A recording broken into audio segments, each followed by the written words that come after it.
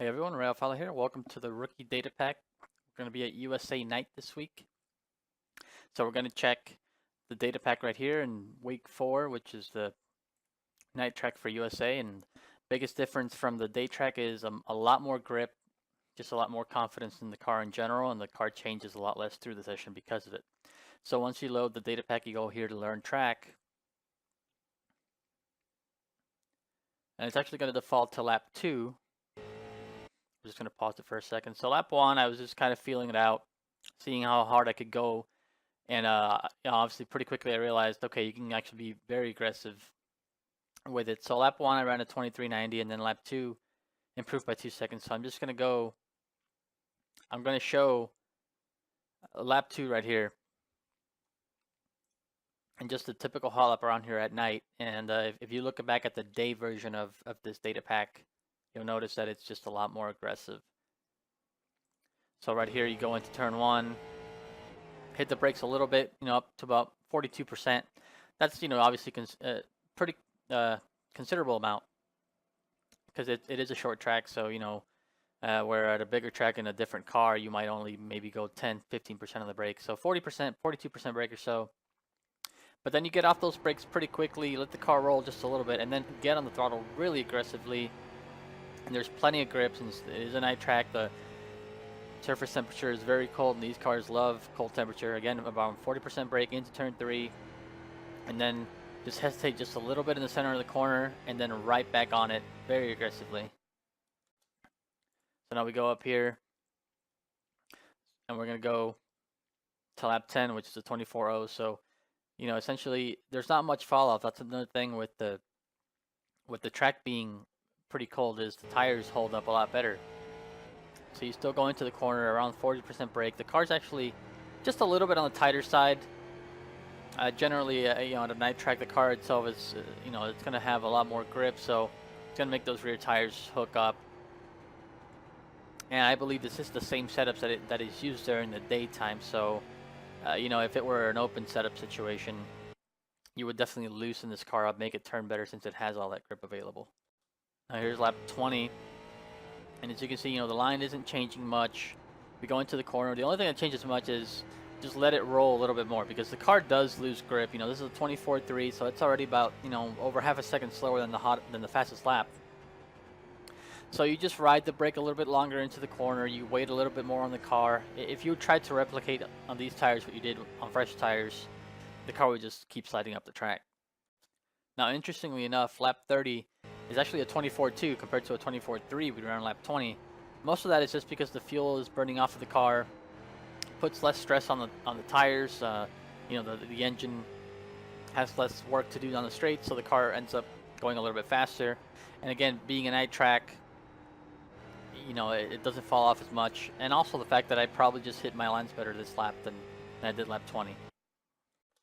And now last lap here, lap 40 again, another 24.3. So basically you're running, 24.2s, 24.3s for the majority of the run. As those tires kind of equalized out, the track is very cool. And plenty of grip available. Again, the inputs don't change much. Just be pretty patient with the car. I'm just going to rewind here just a second. Something to watch out for, obviously, that apron right there. You want to keep those left side tires right on that line.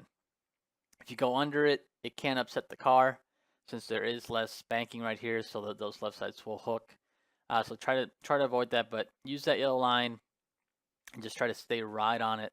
And the track may change with traffic. You may have to run a little bit higher line, but generally this track is kind of a bottom feeder, short track. So just get used to being right on that line and being as aggressive as you can, especially since it is a night race.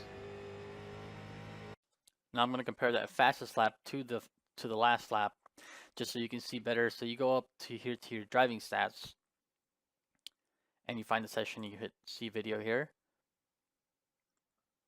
Now it's going to load 2 different screens at once, but we're going to only pick one screen. So you click this square up here. You go to laps. You make sure target lap, which will be on the screen.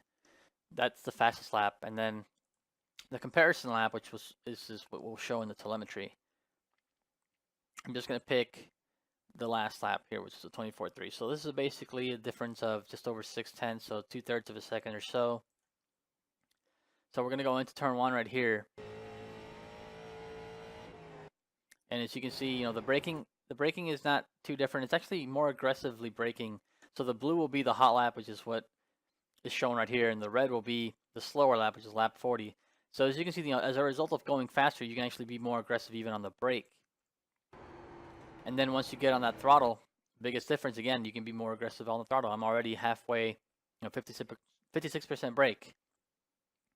Where on the older tires, I'm still just kind of rolling into it.